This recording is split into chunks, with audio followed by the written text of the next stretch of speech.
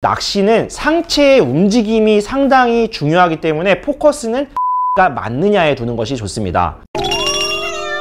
안녕하세요. 낚시가 쉬워지는 입질톡TV에 오신 것을 환영합니다. 저는 낚싯대 만드는 채스텝 최강일이고요. 갑자기 추워진 요즘, 겨울옷을 슬슬 꺼내야 하는 요즘, 오늘 살펴볼 친구는 요즘 같은 날씨에 어울리는 신상 낚시복 시마노 RB057X입니다. 어떤 장단점이 있는지, 과연 살만한지부터 낚시복 과연 꼭 필요한 건지, 낚시복 전반에 대한 이야기까지 살펴보도록 할게요. 그럼 시작합니다.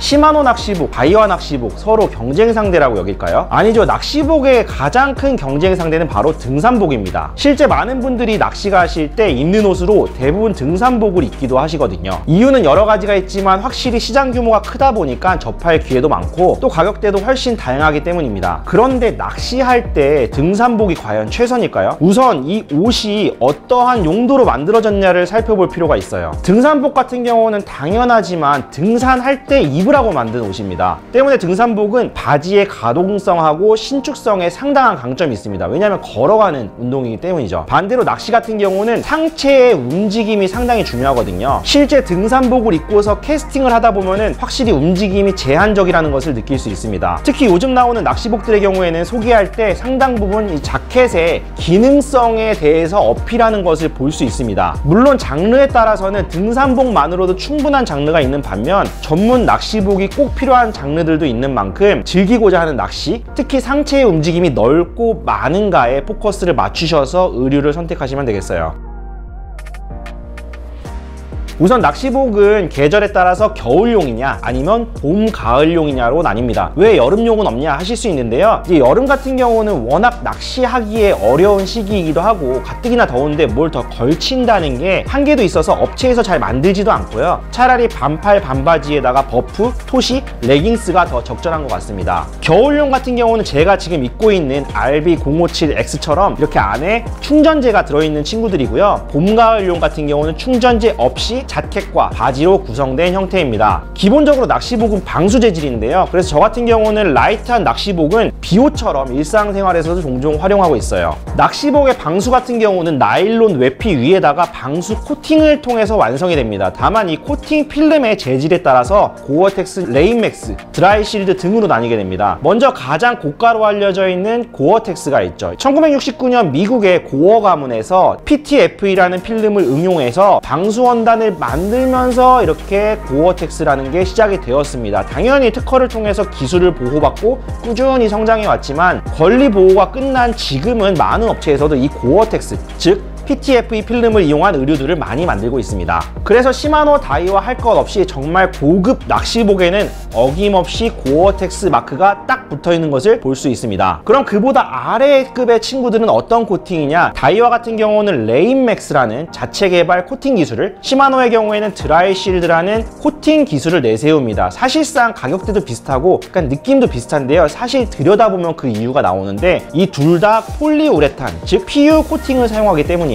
이 PU 코팅 같은 경우는 장점이 무난한 방수 능력, 그리고 고어텍스에 비해서 유연하게 원단 질감을 살릴 수 있고 또 값이 싸다는 장점이 있는 반면 오래 쓰다 보면 이게 갈라짐이 생길 수 있는 단점도 있습니다. 물론 요즘 고어텍스 멤브레인 기술이 향상돼서 PU나 고어텍스 이렇게 크게 차이 나지 않는 둘 다 부드러운 원단 질감을 보여준다고 합니다.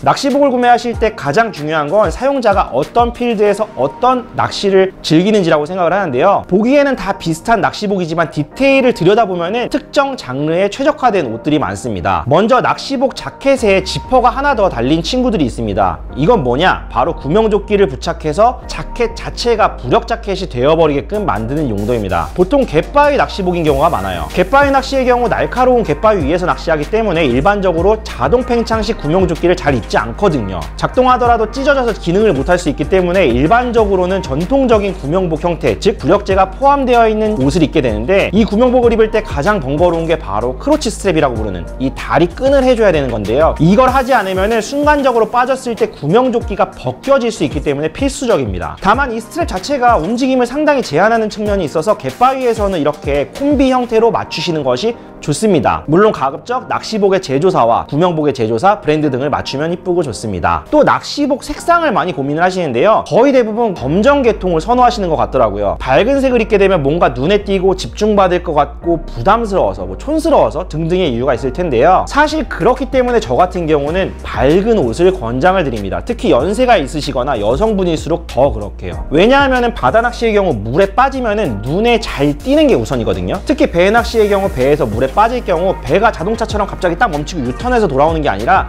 큰 반경을 돌면서 턴해야 되기 때문에 의외로 바다 위에서 검정색 찾기가 정말 어렵습니다. 물론 두 종류 낚시를 할 때 먹물 때문에 검정색을 찾으시는 분들도 많으신데 어쨌든 안전과 관리 효율성 등등을 고려해서 색상을 선택하시는 게 좋을 것 같습니다. 또 많이 물어보시는 게 사이즈예요. 평소에 X라지 입는데 X복은 X라지를 사야 됩니까? 물어보시는데요. 물론 입어보고서 구매하는 것이 좋지만 저의 경우에는 일반적인 상황이라면 0.5에서 한 치수 정도는 크게 사는 것도 좋다라고 생각을 합니다. 특히 춘추복의 경우에는 애매한 간절기에 갑자기 추워질 때 있거든요. 그럴 때 다른 뭔가 내피를 입고 자켓을 입어야 되는데 애초에 너무 딱 맞거나 작을 경우에는 움직임이 너무 답답해지기 때문에 그렇습니다. 또 내가 상체 비만이라서 상의는 2X 라지를 사야 될 것 같은데 막상 세트로 입어보니까 바지가 너무 길어서 바지는 라지가 맞을 것 같아 할 때 있거든요. 근데 아까 말씀드렸던 것처럼 낚시는 상체의 움직임이 상당히 중요하기 때문에 포커스는 자켓 사이즈가 맞느냐에 두는 것이 좋습니다. 그리고 바지 같은 경우는 전문 수리점에 맡기면 아주 깔끔하게 체형에 맞춰서 수선이 가능합니다.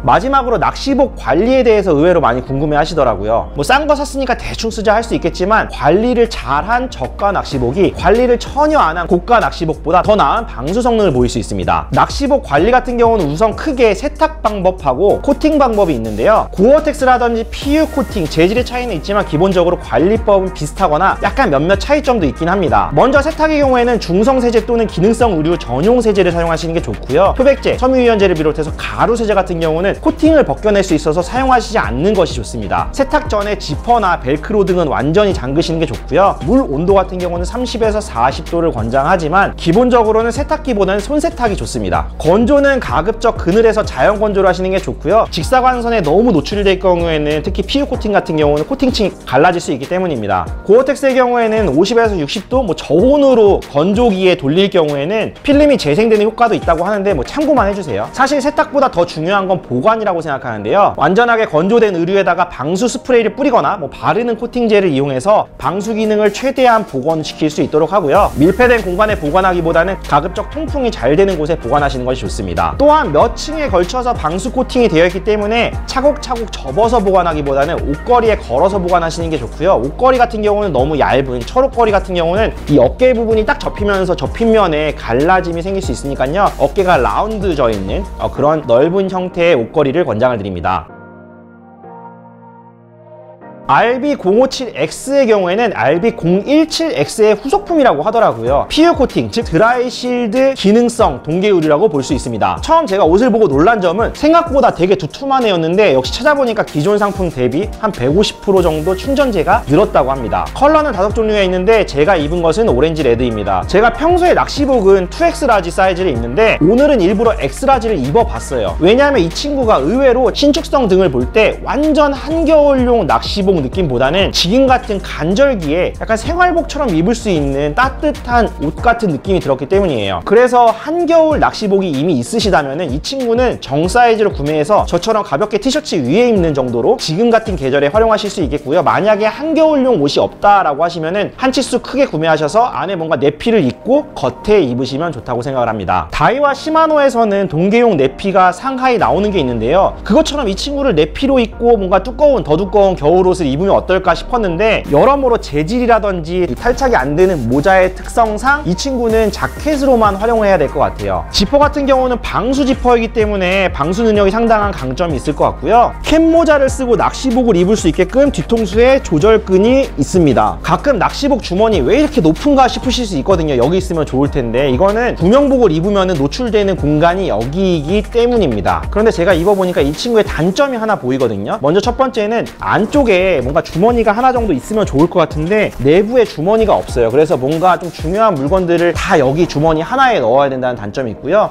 그리고 바지에 주머니가 없습니다. 그럼에도 불구하고 이 친구의 매력, 가장 큰 매력은 역시 가격대에 있다고 생각하는데요. 동계 낚시복에서 상하이 충전재가 들어간 친구가 20만 원이 채 안 된다면 이거는 정말 공격적으로 잘 만들었다라는 생각이 강합니다. 실제 이 정도 가격대의 낚시복 시장에서, 특히 동계 낚시복 시장에서 경쟁 상품을 찾기는 거의 어려울 거예요. 때문에 이제 막 출시했지만 올겨울 많은 분들의 선택을 받을 그런 낚시복이 되지 않을까 하는 생각을 조심스럽게 해봅니다.